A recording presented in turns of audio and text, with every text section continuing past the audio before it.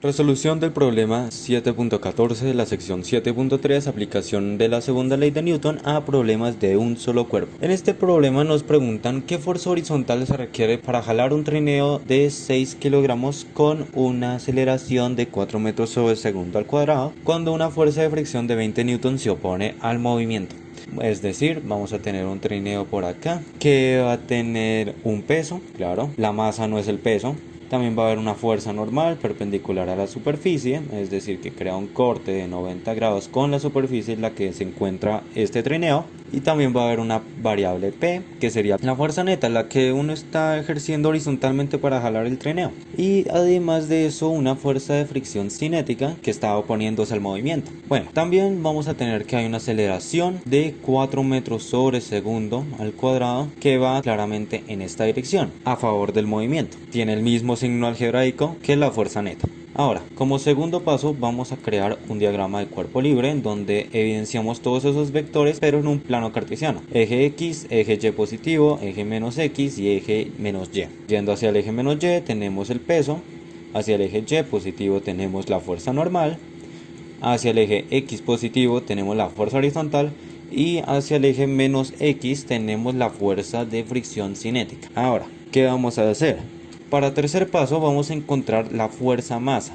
¿Qué significará esa fuerza masa? Es la cantidad de fuerza mínima que se va a requerir para poder mover aquel trineo. Claro, también va a haber la fuerza de fricción que la vamos a ver ahorita, pero por eso se puede descartar entonces el peso y la fuerza normal, las cuales no vamos a necesitar más. Fuerza a qué es igual, según Newton. Fuerza es igual a masa por la aceleración, ¿correcto? Si ya nos dan una masa de que son 6 kilogramos y ya tenemos la aceleración, por tanto, acá colocamos fuerza masa es igual a 6 kilogramos, que es la masa del trineo, multiplicado por la aceleración ejercida constantemente de 4 metros sobre segundo al cuadrado. La fuerza masa se puede concluir que es de 24 newtons. Listo. Ahora, la fuerza masa no va a ser la misma que el peso. Para recalcar lo anteriormente dicho, la fuerza masa es la fuerza mínima que se va a requerir para que aquel cuerpo, es decir el trineo, se mueva a una aceleración de 4 metros sobre segundo al cuadrado de forma constante. Ya se puede aplicar mucho más, eso todo va a depender de la fricción. Si la fricción es insignificante, es decir que está en 0 newtons, uno lo puede jalar con la misma cantidad de la fuerza masa, que es de 24 newtons. Pero ¿por qué no va a ser así? Ya les explico por qué.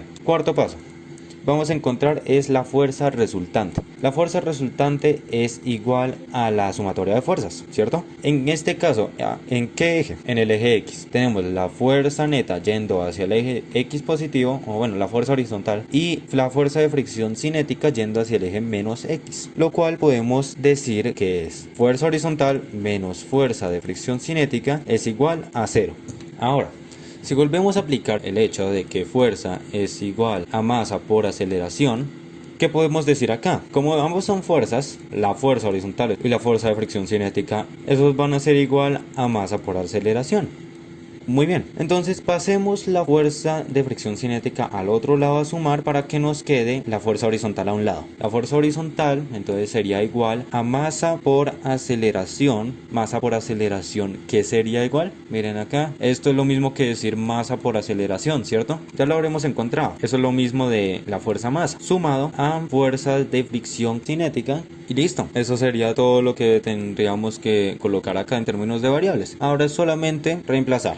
Los 24 newtons que habíamos encontrado la fuerza masa más los 20 newtons que se oponen al movimiento van a darnos un resultado de 44. ¿Y en qué unidades? En newtons también. Esa va a ser la fuerza mínima que uno va a necesitar o uno va a requerir para poder jalar aquel trineo a rapidez constante. Si no hubiese fuerza de fricción ahí que se opone al movimiento, pues claro, simplemente uno necesita jalarlo a la cantidad que se requiere de la fuerza masa. Pero no, acá nos lo colocaron un poquito más difícil. Ahora sí tenemos más fricción y por tanto necesitamos usar un poco más de nuestros músculos para jalar un poquito más. Y ya encontramos el resultado explicando el 7.14, ejercicio resuelto. Muchas gracias por la atención prestada. En comentarios alguna duda si no quedó entendido algo, sea fuerza masa, sea fuerza horizontal o simplemente las fuerzas resultantes, ustedes me pueden preguntar. Así que hasta la próxima.